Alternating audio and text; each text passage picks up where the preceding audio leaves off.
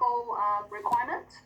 So last week we have discussed all of those legal requirements that as a care support worker we need to comply with. So this week we're going to focus on go through those ethical responsibility for all of us.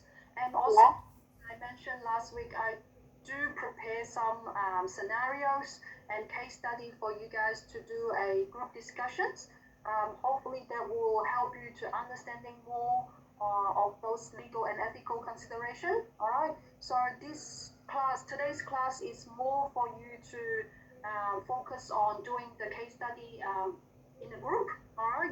And definitely I will still go through all of those key concepts with you guys. But I think the main focus for today's class is to let you guys to spend some time to do the case study. All right. Any questions so far? Like understanding our plan for today? So I really need everybody's concentration and contributions into the activities. Same as the previous week, I will mark your attendance during the time you're doing your activities. So I would like everyone to focus on the case study we're going to do today. All right? Yeah. Okay, perfect. So we still quickly go through some of those key concepts regarding the ethical consideration. So similar as what we showing you guys last week, it's how to identify, access, and also interpret the source of information about ethical responsibility. So last week we explained about legal responsibility. Actually, for ethical, it would be something similar. So I'm not going to spend too much time to explain one by one, but I will just quickly go through all of those key points with you guys. So same as what we mentioned last week, identifying the source of information that you guys may require and working as a care support worker. So you can see most of the ethical responsibility is generally share the same source with legislation, right? So what we're saying in the law is also our ethical responsibility. So you can get all of those information, for example, based on the law and regulation related to the code of conduct, like we discussed it last week, the aged care code of conduct. It has been reviewed and updated since the 1st of November, the new Aged Care Act standards and the new aged care standards. And definitely it follows the code of practice and the practice standards. As we say, NDIS, they do have national NDIS practice standards and also guidelines. So different guidelines, for example, infection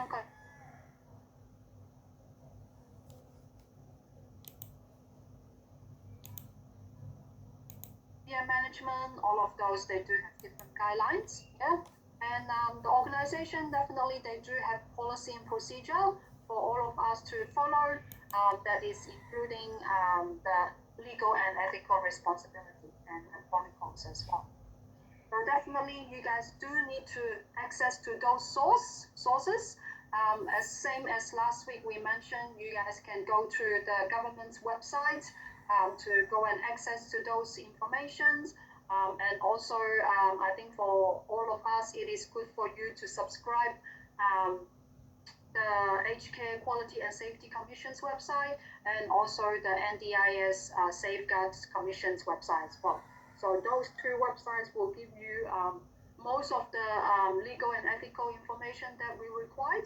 And also it is good to also checking the Department of Health and Aging and Disability. So those also the government's website, right?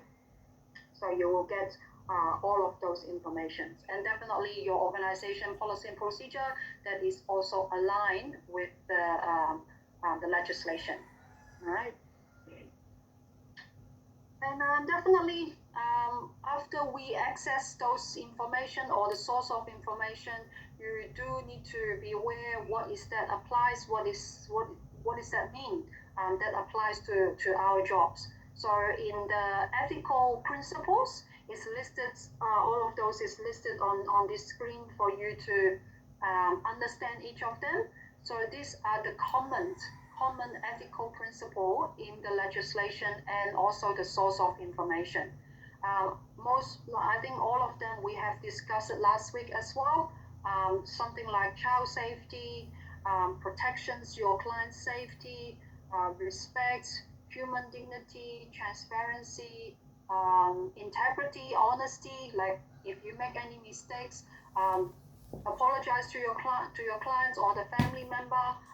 Always honest and definitely to be fair to your clients and also the family member.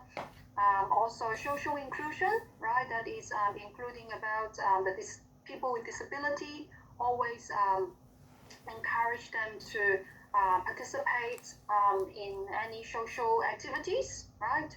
And respect for individual ability and capacity, which is we always mention about the strengths-based approach, right? That is supporting our clients to do what they are able to do, right? So that is how we interpreting the source. And for sure, you guys as a care support worker, you must fully understanding in your role what would be your ethical responsibility. So every role, their responsibility would be different. So today we're going to specifically explain to you guys what would be the ethical responsibility for all care staff. Okay. So you are legally and also ethically responsible to treat your colleagues, right? Your clients, any children and family member with dignity and respect. That is the most basic, but also it is essential and crucial ethical responsibility for all of us. All right.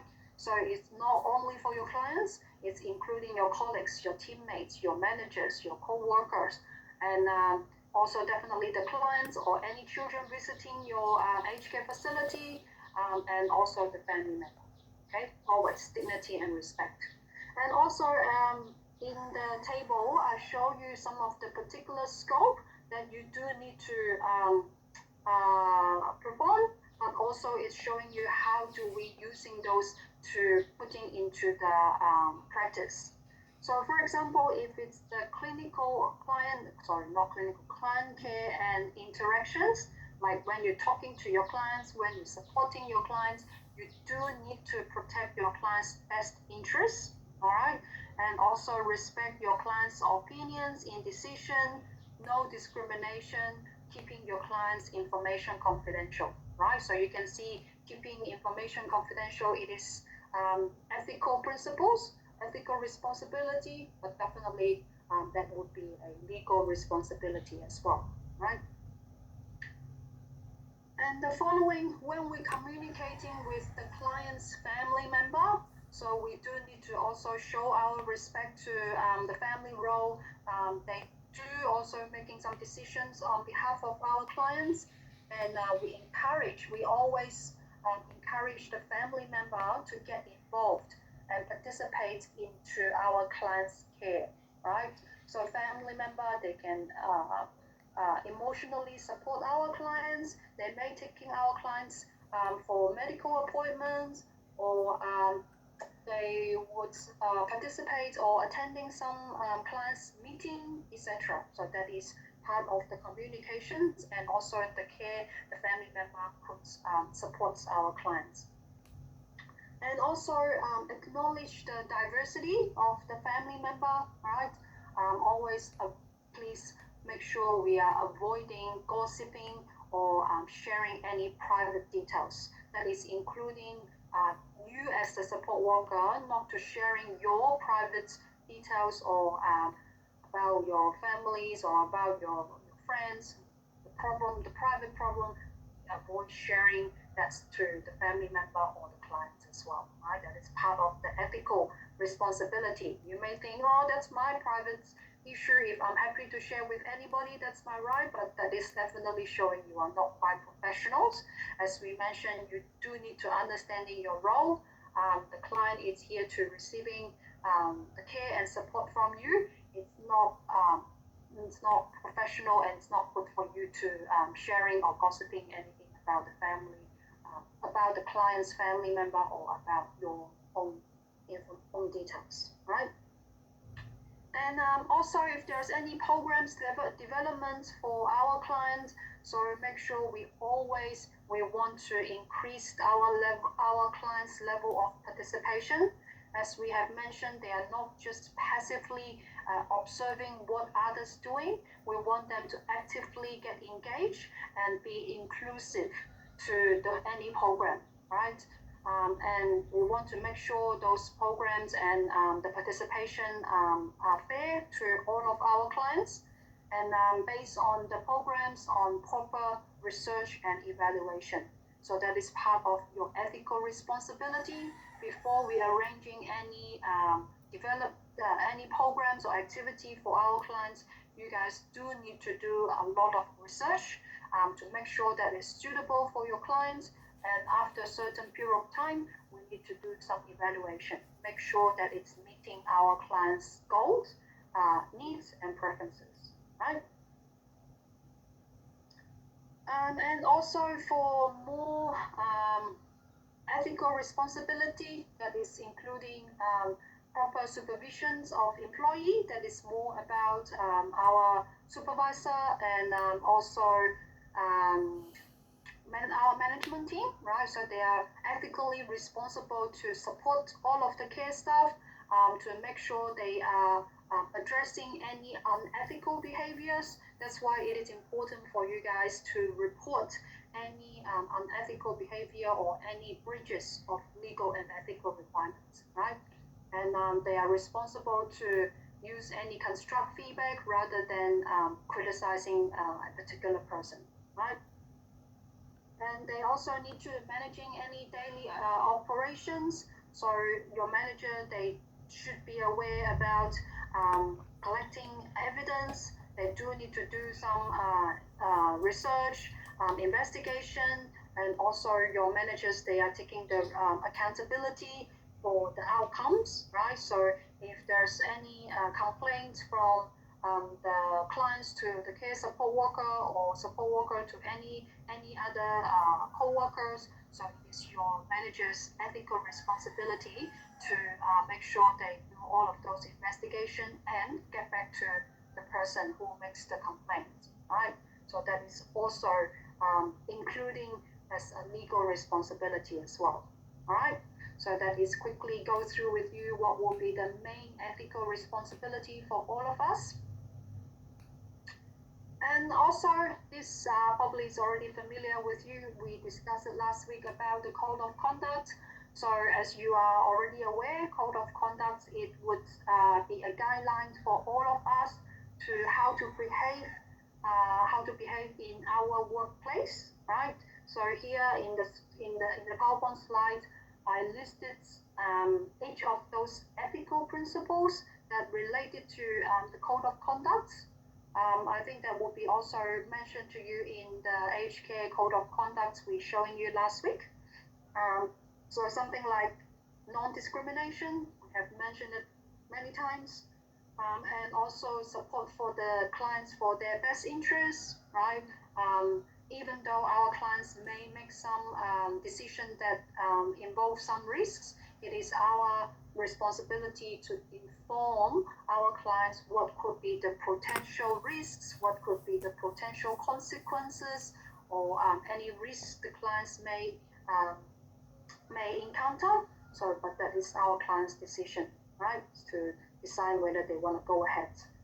And respect the client's rights for self-determination. So self-determination means our clients have the right to make their own decisions. It's their rights to have different choices and options, right?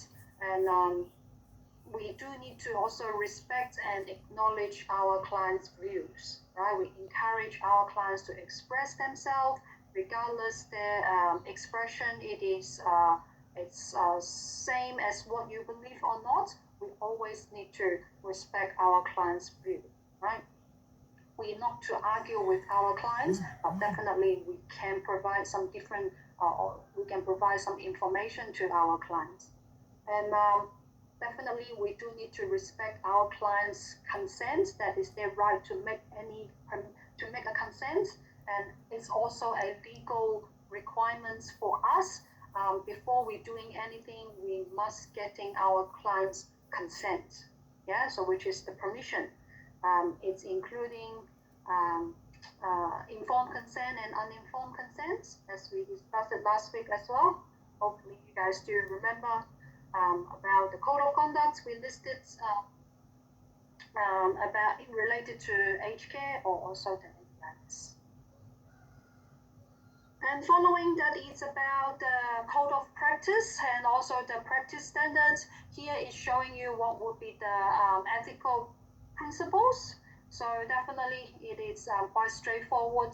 It is also our legal and ethical responsibility to follow all of those legislations and the ethical principles in the workplace, that is including code of conduct, code of practice, and also we must align with the legislation, such as the Work Health and Safety Act 2011, right?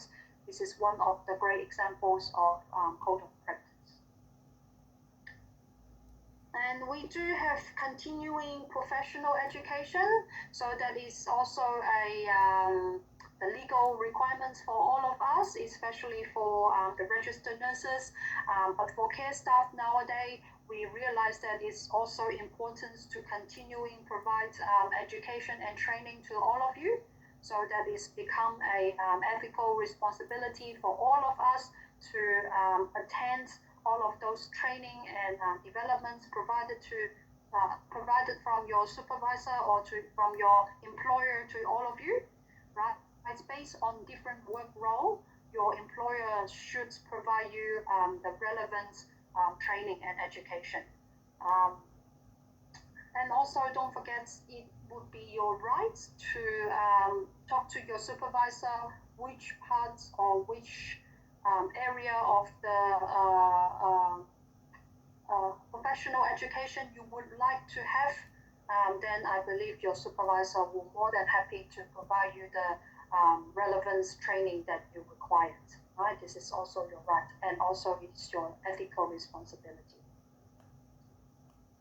And for discrimination, I think I'm quite confident you guys know what to do regarding free from discrimination as your ethical responsibility, right? Don't forget that is also a legal requirement. So we need to make sure there is no discrimination in your workplace. And also when we interacting with the family, with clients, and even though the community member, we need to make sure we're having anti-discriminations during our interaction with them, right? And also observe if there's any discriminations or any harassments or any bullying in your workplace. It is also your legal and ethical responsibility to report it to your supervisor. Or if your supervisor or the employer is the person bullying or discriminating our staff, so you should escalating to a higher management team or even go to an external agency that they can following up, right? Okay, so the following, it is the key parts we're going to spend time for today, which is, I think you guys would probably still have some confusions about dignity of risk and also duty of care. This will bring our first activity. We're going to do it together, but definitely, anyone can tell me what do you remember about duty of care? Can anyone let me know what's your understanding about duty of care before we start doing the activities? What do you remember? Duty of care is not only protect the clients from us, do no harm, but also protects them from themselves. Can you explain a little bit more? Protect them from themselves is when you have a client that they have some mental issue or they refuse medical treatment, and that may result in their decision harming themselves or may lead to like suicidal, then duty of care kicks in and you have to take them to the care center against their will. That's also a part of duty of care. Not only keep going. Yeah, like not only just treat the client with respect, care for them, do no harm, protect and what's that word, like prevent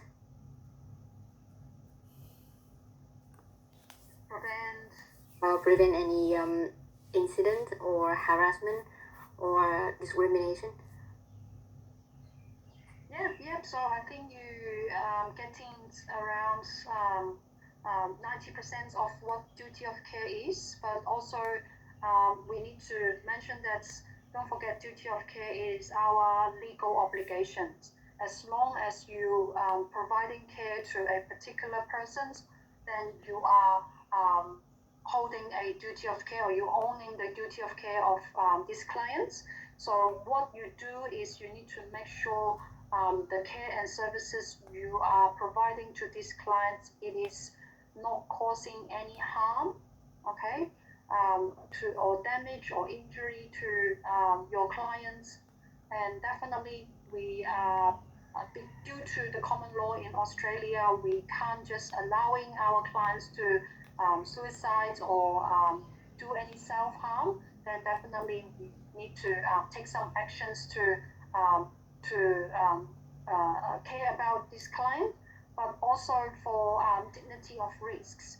That would be starting from our clients' perspective, right? So the clients, they do have the control of their own life, even though it may cause failure or it may cause mistakes to the clients, or even though there are some risks, but that would be the life process of everyone is going through every day. That every decisions may involve some risks.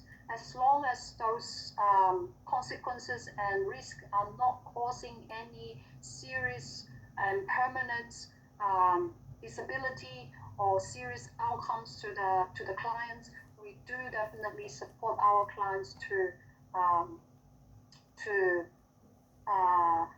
we support them for their decisions, right? But we definitely need to consider what we can do to help our clients to minimize or eliminating the risks that may cause to our clients, right? So that is about dignity of risk and duty of care.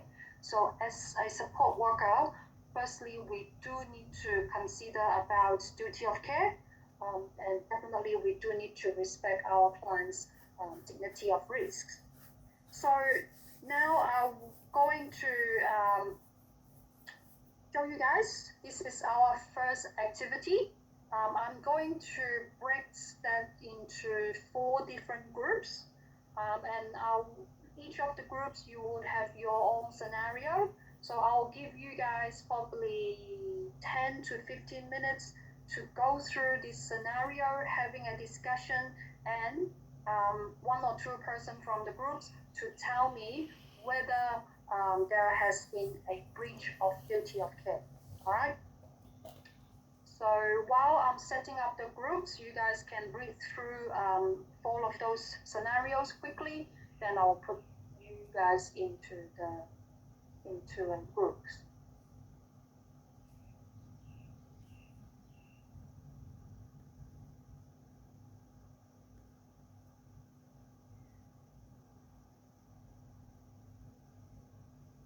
So I'll make it as 4 groups.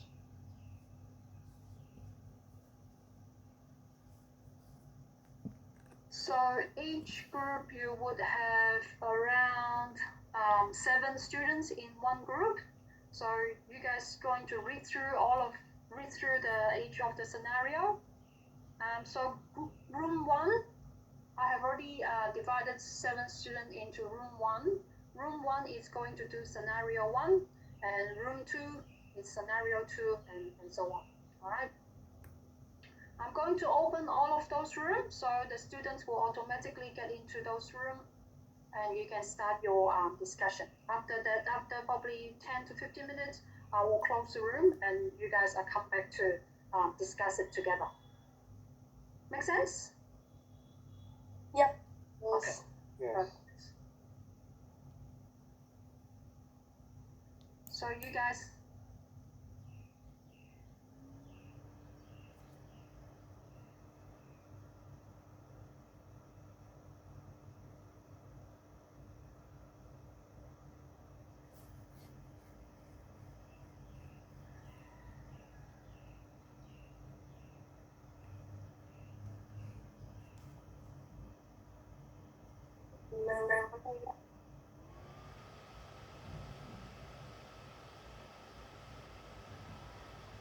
So us is scenario number 4, right? Yeah. It's reminding and discuss whether there has been a breach in duty of care.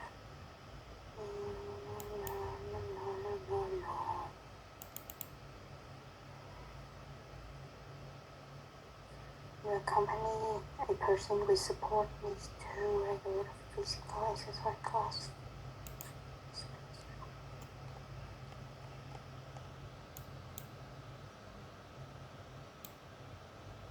Oh.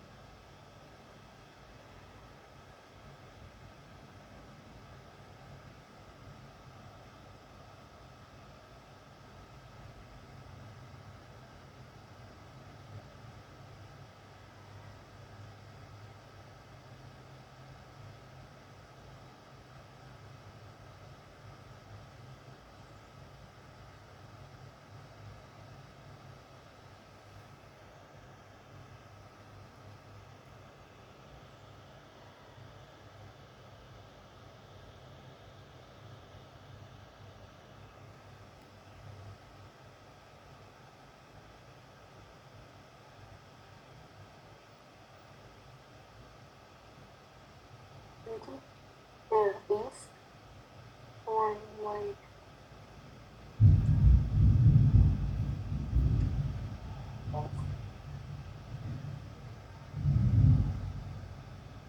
Vẫn tầm 2:30 tới 4:30.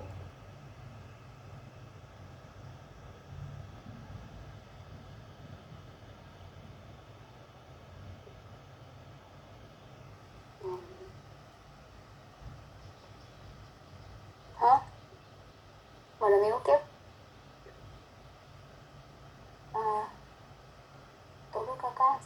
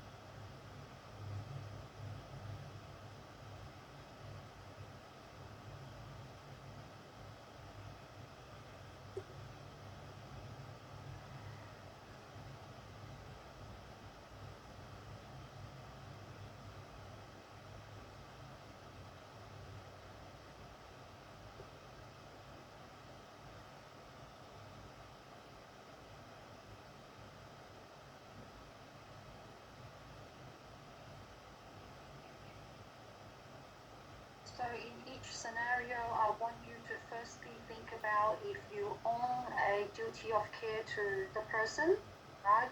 And also checking if there was any breach of your duty of care, and any damage to or injury to the person, and also what would be the direct relationship between your neglects and also the damage of the injury, damage or injury, right? That would help you to make your decision whether this has breach of duty of care.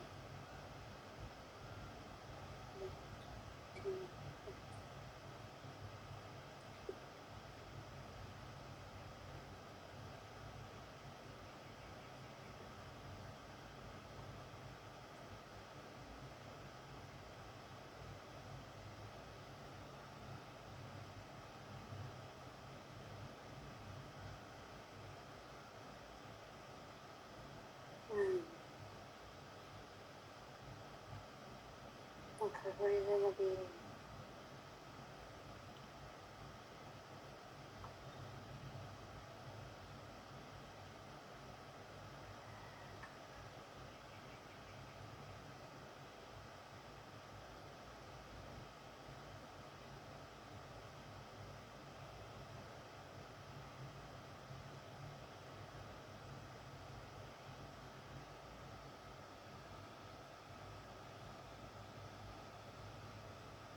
Guys, what do you think?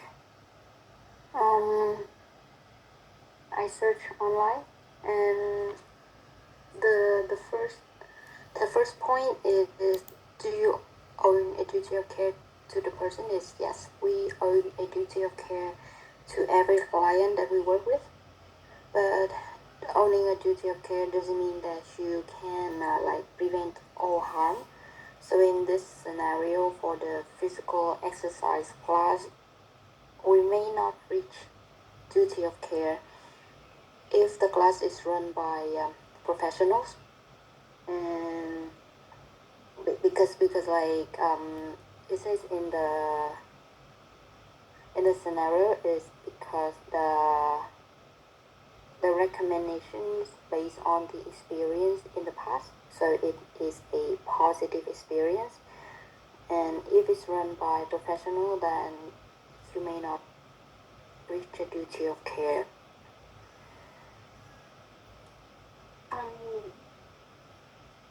The class is actually based upon my recommendation. That means I recommended the client to go to that class. And yeah, So it is your recommendation, yes, but it is like the recommendation.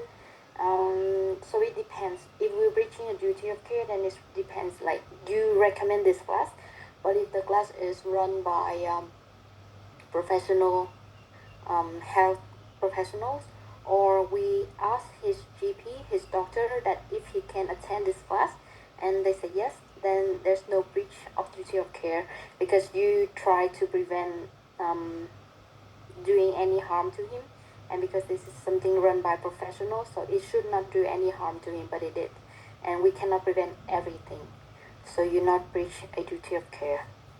I think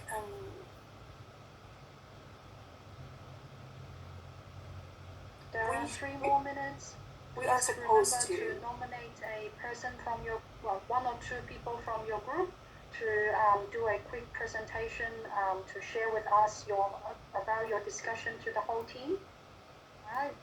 And the students who not be nominated for this activity, we do have other activities. So I do want everybody to have a chance to present on behalf of your group. All right? Can you see my screen?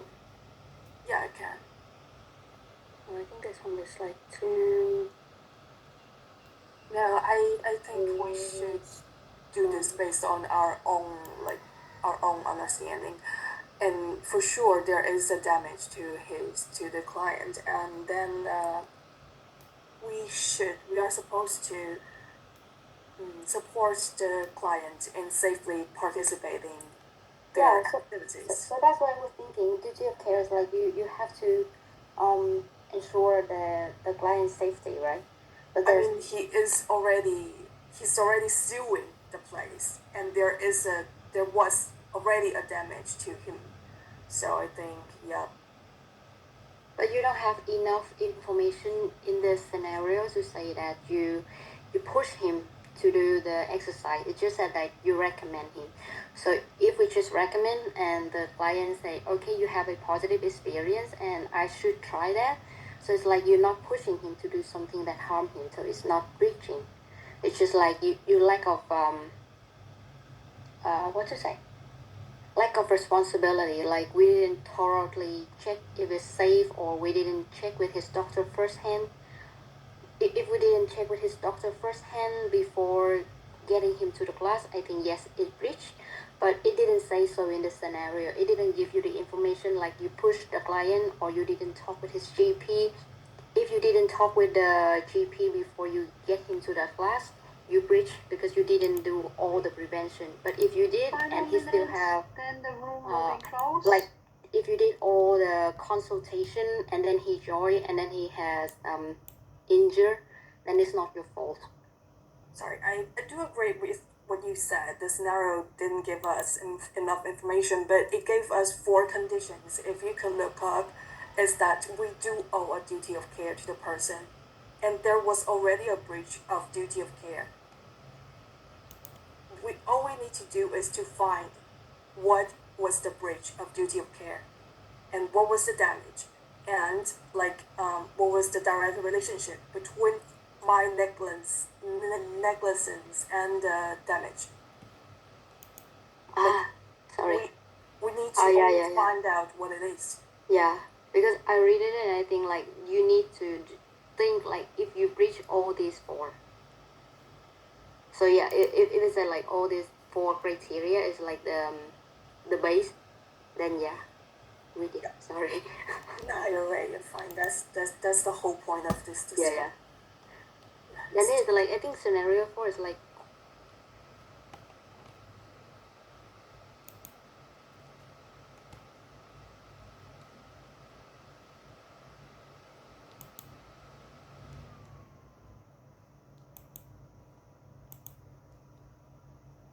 Recording in progress. We need more time. Okay, for sure. All right, I'll reopen the room. So 5 more minutes. Is that enough? Another 5 more minutes? Yeah, I think that's enough. Yes, Thank please. you. Yeah, sure, no problem. Yeah, the room is already open.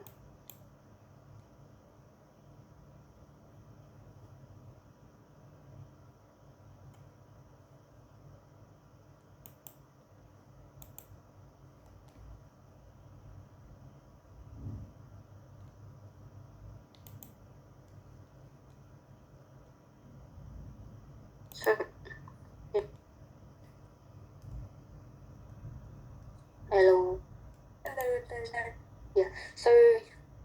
Yeah. So then it's like it's pretty straightforward. If following the criteria, we own a duty of care. We breach because we didn't. Sorry, where's that? So we didn't check if it's safe for the condition, and we cause a harm. So the direct harm should be Our how to pronounce negligent. that? Negligent. Negligent. Negligent. Mm. Yeah, that's our direct responsibility would be to minimize the risk, Mm-hmm. and we didn't do that. Yeah. Yeah. The relationship between your negligence and the damage of the injury. So it's like the direct relationship is like not taking enough prevention.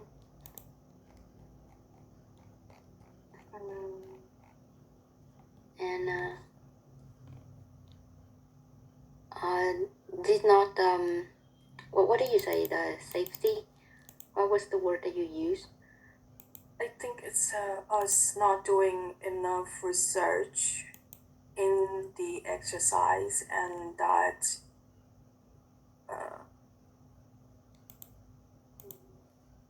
we didn't Not doing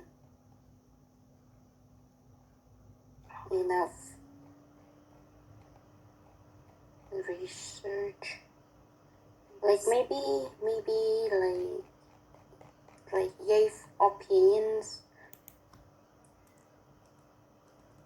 instead of like recommendation. It's like, you know, when somebody, you have a good experience and you urging them on, saying like, yeah, you should try this, it's very good, I've been there, it helps you with this, it helps you with that. And then it become like you were giving them an opinion, a medical one, a professional one, instead of just saying like, oh, you should try. Yeah, I agree. So firstly, we didn't do enough research for him to participate the exercise safely. And second is we shouldn't give him any kinds of recommendation based on just my experience. We should ask for professionals' help and suggestions. Done? So how many answers? How many things we have to? 4 points you have to explain, right? Like, it's 4. Like, if there's any breach of duty of care, and the answer is yes. And question 2 was, what was the damage? The damage is apparently he's the pain in his arthritis. Yeah. Arthritis. So I think like from question, do you want to answer like 2?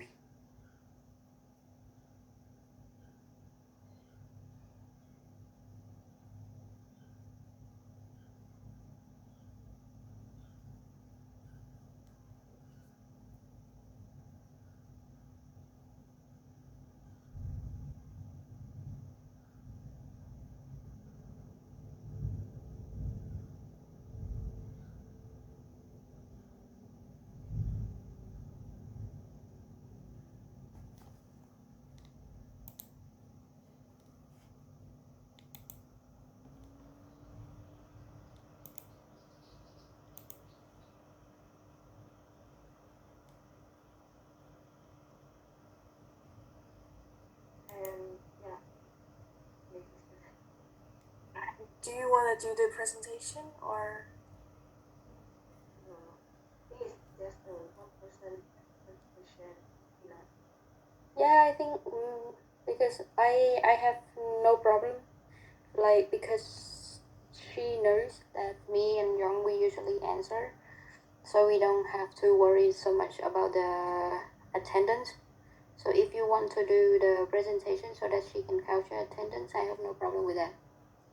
To but the answer is quite straightforward. It's like, if there's anyone who wants to do this to give a good impression.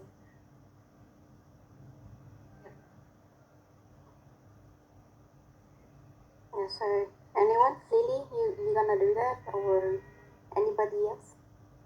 Anybody confident?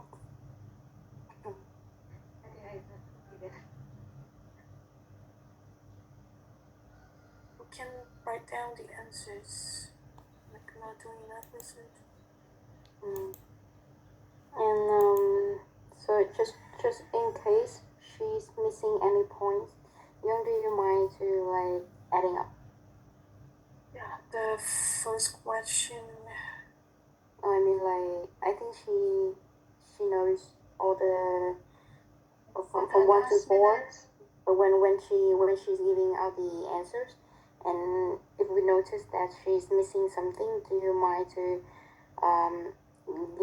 give more information after she finishes her answer? Yeah, of course. Who's doing that, Lily? Yes, I think so. Lily, right? Lily, you still here? Where's my camera? Maybe? I think that's a no, isn't it? I don't know. So, Lily, when it's our turn, you will answer first. But if we call for you and you didn't show up, we'll let Young do it. Nah, she's already not answering. Let's not do that. Yeah. But her microphone is still on. Yeah, I know, but she's not answering, isn't it? I'll just put it in the group chat so that we have proof that we've been talking about this.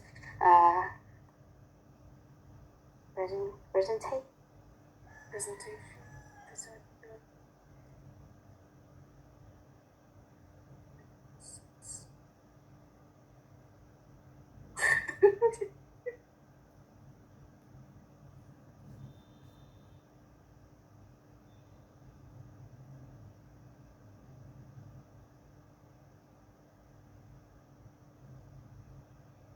Recording in progress. Tricky?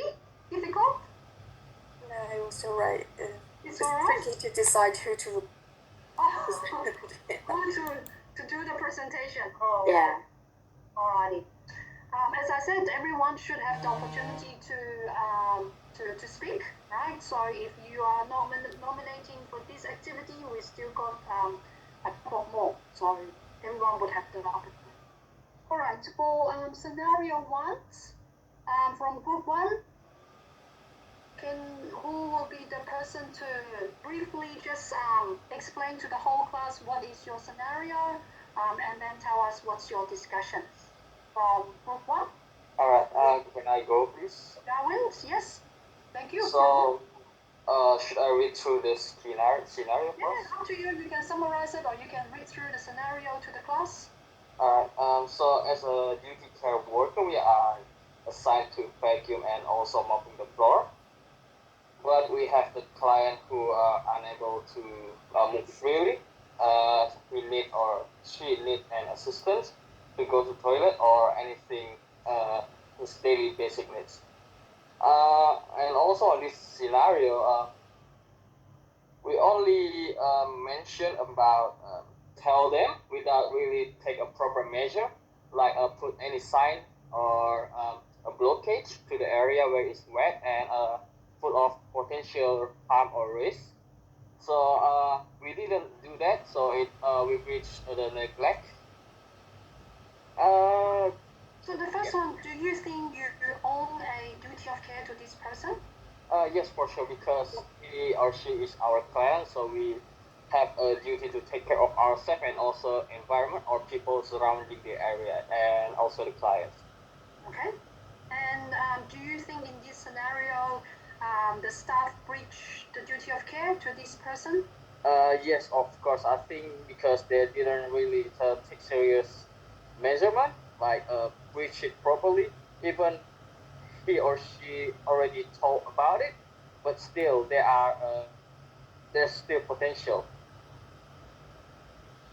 Still Yeah.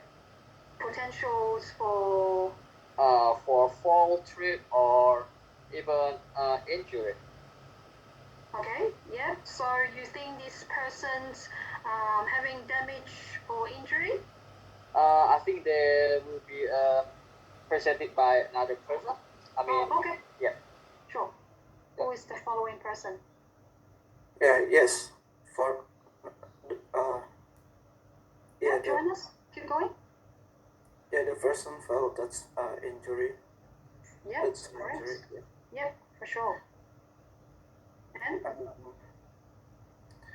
There is a direct collision between your negligence and damage or injury. Yes. Because Yep. the injury directly result from the support worker decision to allow access to the wet floor and area and not providing enough assistance or not placing wet floor signs. Yeah. Okay, great. So you guys have mentioned that the support workers who welcoming or mopping the floor, he or she has the responsibility to these clients who require assistance for walking, right? And you also mentioned that you believe the support workers has breached the duty of care because the support worker hasn't put a signage to further reminding the clients. Am I right? Is it that's what you have just mentioned? Yep. Okay. So if you are I think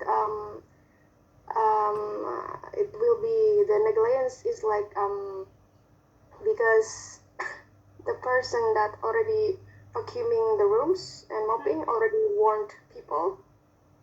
yes. So I think it's the negligence is not really there because he or she already warned.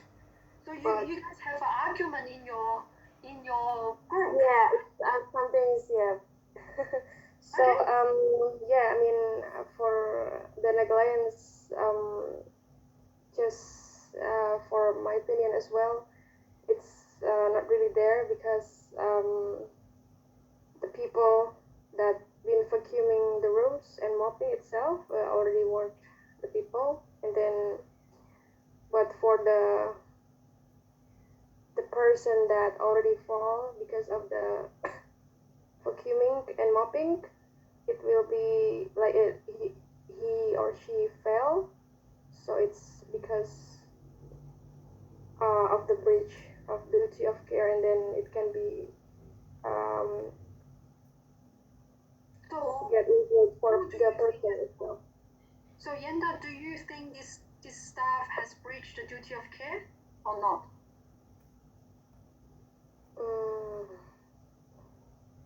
So in your group, I think yeah, it can be as like Darwin mentioned before, potentially can be breached because it makes people get injured, and then so next time maybe he can rely on him or herself to assist the person either in the wheelchair or just normal walk, and then because he or she already done it, the vacuuming the room, so I think she or he at least try to do something, not just want something like that. So do you think the persons actually have negligence and cause damage to the clients?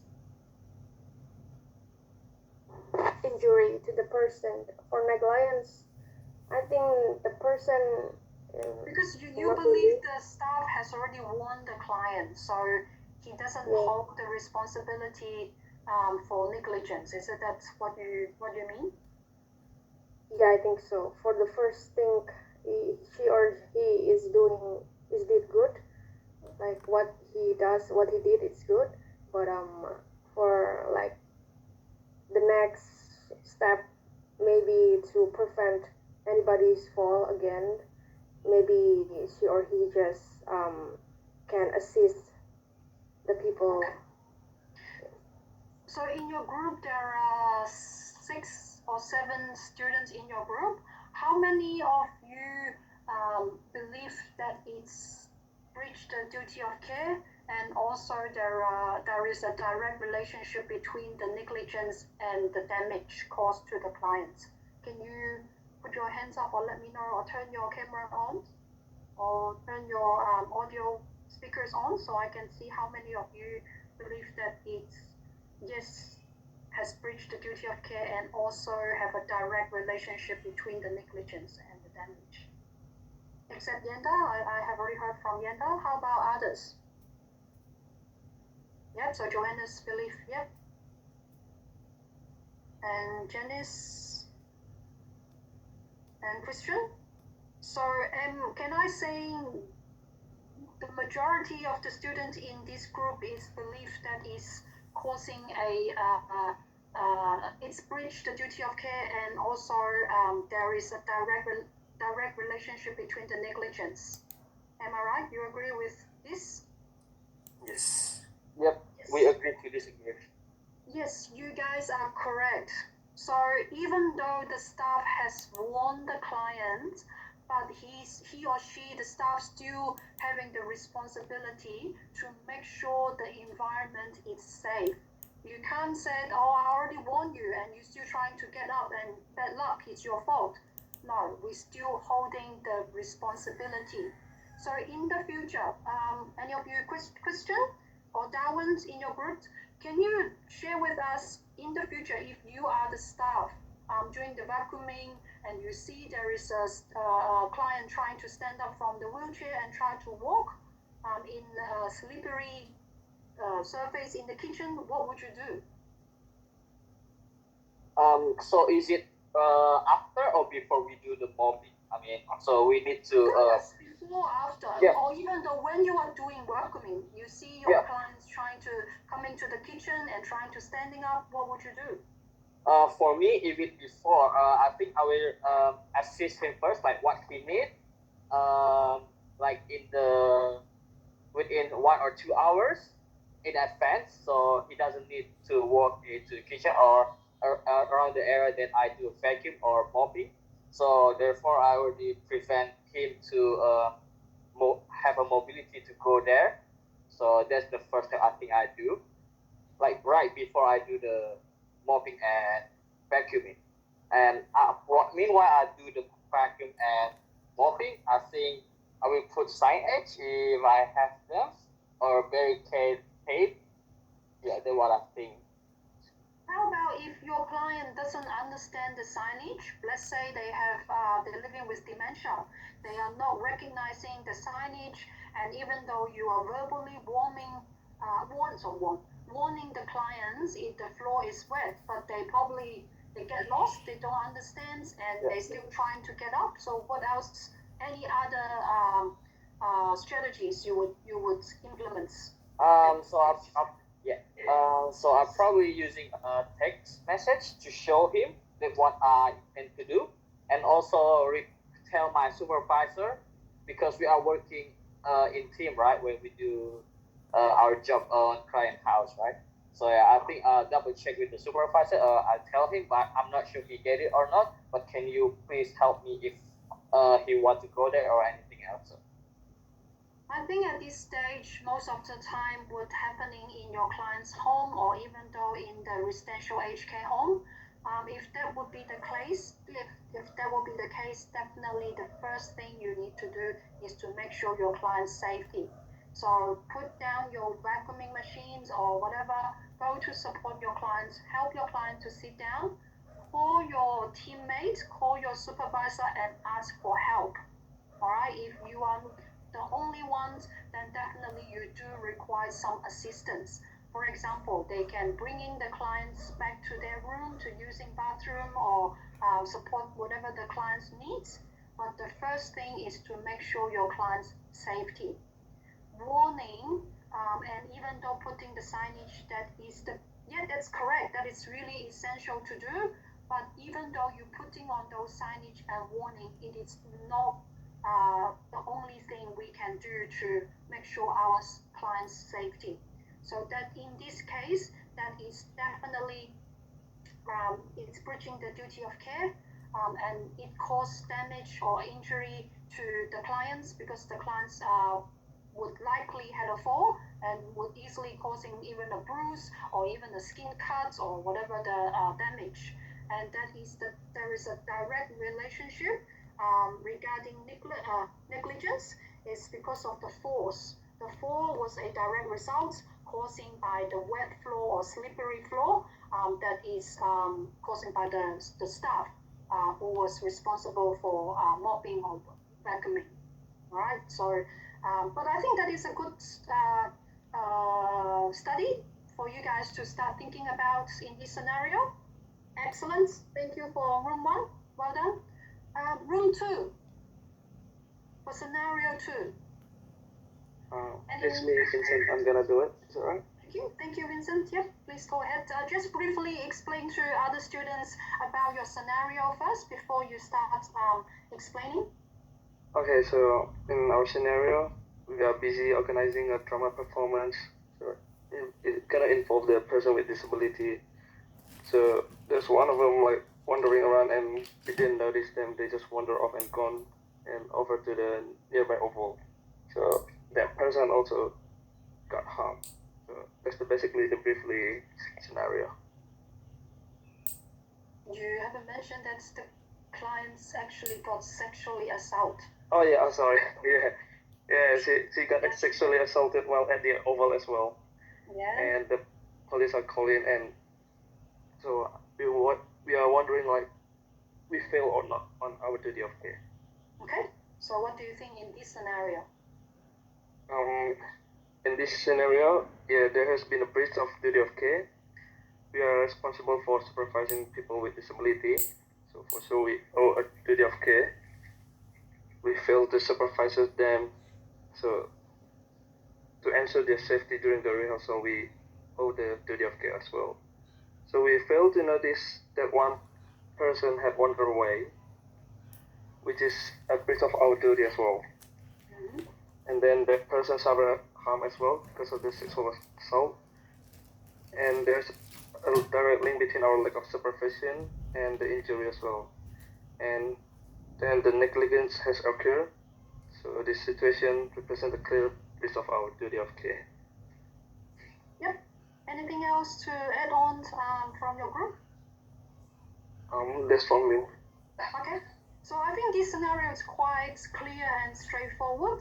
So Yeah. in the future, if you are the support workers busy on getting involved in the rehearsal of the performance, what would you do in the future to prevent this case happen again?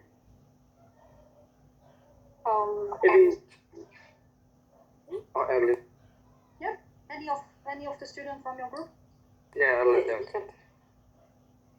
So I think for as the person in charge, we should have conduct a regular head count, like for attendance check, and ensure the hall had clear boundaries for participants, like for the exit. We have one staff member to monitor the exit, and we have to implement supervision plan, like so we have to check on every participant that are there. Okay. All right. Good. Anyone? Arlene, did you or Vincent? You try to mention something? Arlene? Maybe a little bit. Okay. Yeah. So I think we lack of dignity of risks because we learned it. So we need to tell them that you must be in the same area. You can do everything you want, like maybe you can see or maybe you can talk. But we need to explain to them there is a risk if you go outside the rehearsal area. Maybe you can getting lost, or maybe you can injure yourself. We know about it. So maybe we need to tell them, yes, you can do whatever you want inside the room, but you can't go outside because there's a risk. I think that's it. All right, thank you. Anyone else in this team would have different idea? So as Gabriela has mentioned that we must telling the clients they can only stay in the community hall. Isn't that what you mean? Yes, inside the room, and you can free whatever you want inside the room. You are restricting your client's free movement. That is considered as a restraint. Your clients have the right to go anywhere they want. Yeah, but you as a support worker, what would you do to maintain, to make sure your client's safety instead of just telling them, no, you have to stay here? And don't forget your clients, in this scenario, it didn't mention what type of disability your client has, but it has mentioned the client is living with disability. So looks like your clients may have intellectual disability, Okay, so even though you're telling her you must stay, probably the person is not fully understanding what does that mean, and they would not have the idea how risky if she is going out by herself. So anything else you can think of to protect your client's safety in terms of you fulfilling your duty of care? Even though in this scenario it's quite straightforward, yes, it is breaching the duty of care. Yes, it causing damage to the client, and there is a direct relationship between the negligence. But I think the most tricky one in this question is you as a support worker. How do you prevent this something similar happen again? So what would you do as a most appropriate way to prevent this happen? That is what I would like to hear from you guys. I'm gonna add something. If you ask about that. Yep. If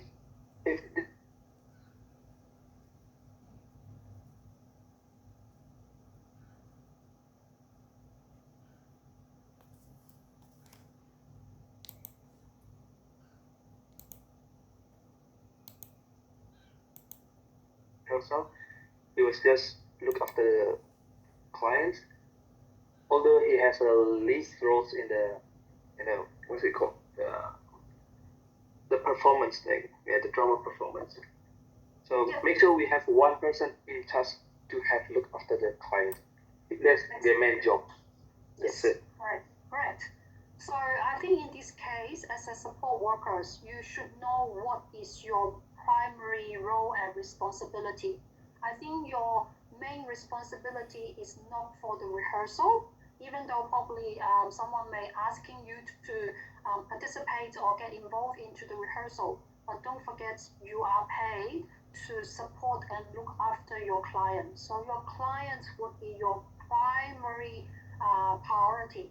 So either you would discuss with the drama performance team and letting them know, oh, at this stage I am busy and supporting my clients. I may not be able to come for the rehearsal at this stage.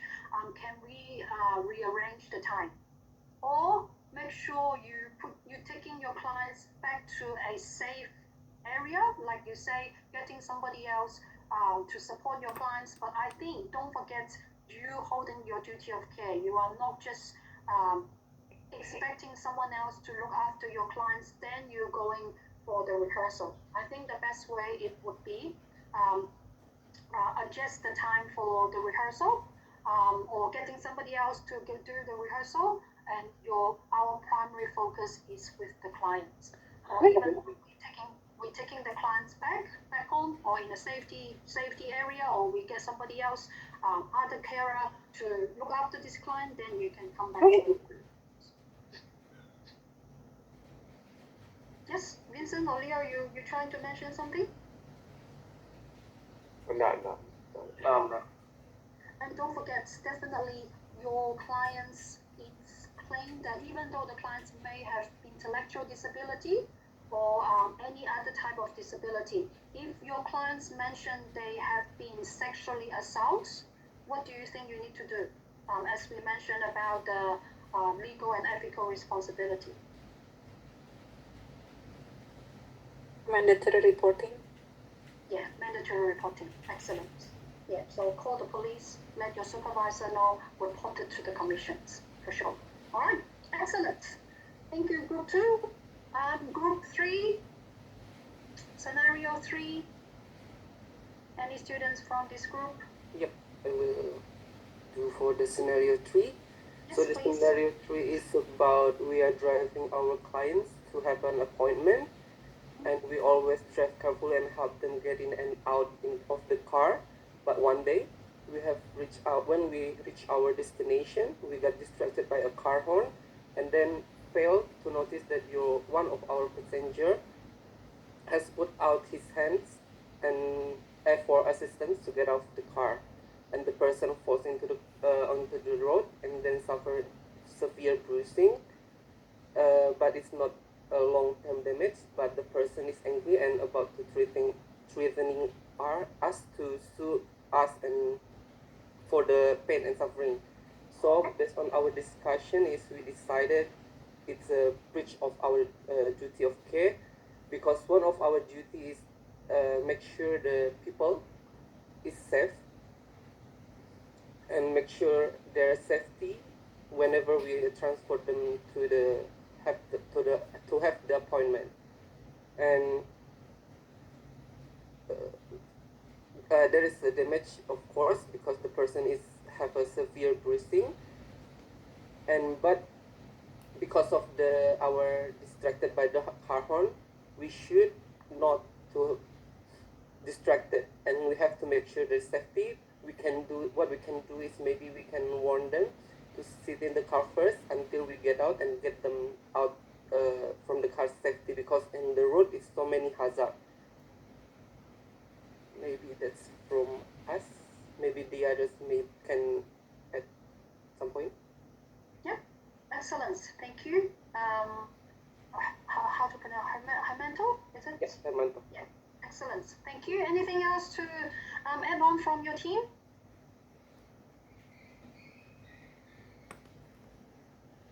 Who is from your team? Covina, Felicia? What we got from our discussion is we all agree this scenario has been a breach of duty of care, considering of the 4 category that from what's on the scenario, like duty of care of the person, breach of duty of care, there is damage or injury of the person, or how about the direct relationship between your negligence and the damage or injury. So from 4 of the aspects from that we are agree, and I don't think we have like a little bit more to add about our answer. Like we got no different opinion about that because we all agree. I don't know if like maybe other members like Hadiu or Reta.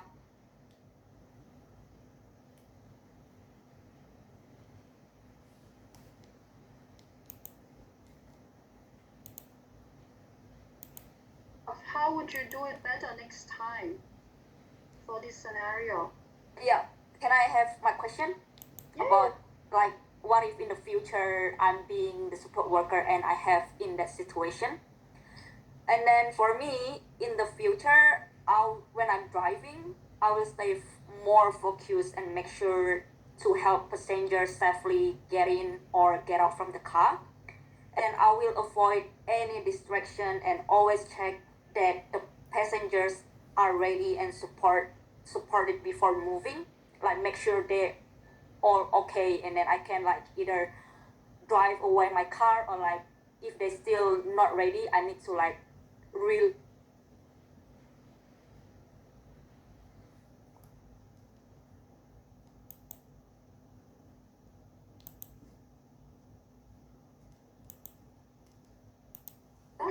Thank you, Covina. Can I add more? Maybe we can park in the safe area. We can park in the safe area. Safe area, okay, yeah, and then? And maintain physical contact and verbal when helping someone, when helping our client. Mm-hmm. Yeah, that's all. Yeah. So pretty much in this case, definitely as I can see you, all of the students in your group, they agree that this has breached the duty of care and also causing the injury, and there is a direct relationship. That's correct, you're right. And for this case, in the future, if you are the support workers, I think firstly you could do like is to definitely you focus on your driving and focus on your clients, and like Felicia has mentioned, you probably park in the safe area, or probably in the let's say if your clients, if they have any if they have disability, probably you can park in the disability parking spot, right? Then it's a bigger place than for you to support your clients. But also don't forget before you driving, make sure all of your client or passengers that their seatbelt has been fastened, right? And there are some extra protections or extra measure controls you could do is to have the locks of the vehicle unless you feel safe to helping your clients to get out, so your passengers is not easily to unfasten the seatbelt and get out of the car without the proper support. So probably that will be an extra strategies that you could implement. Checking, make sure your clients' seatbelts fastened, they are sitting comfortably, right? And if you're taking more than one client out for appointments, I think it will be good to have a second staff coming with you. Yeah, depends on whether your clients would have any challenging behavior or they're really unsettled. If your client is really unsettled, for example, it's really restless, he's shouting, he's yelling, or having like trying to grabbing something, whatever, then you probably consider to rearrange the appointments because it could be unsafe for only you to taking more than one client out. Or if your client is really unsettled, you probably could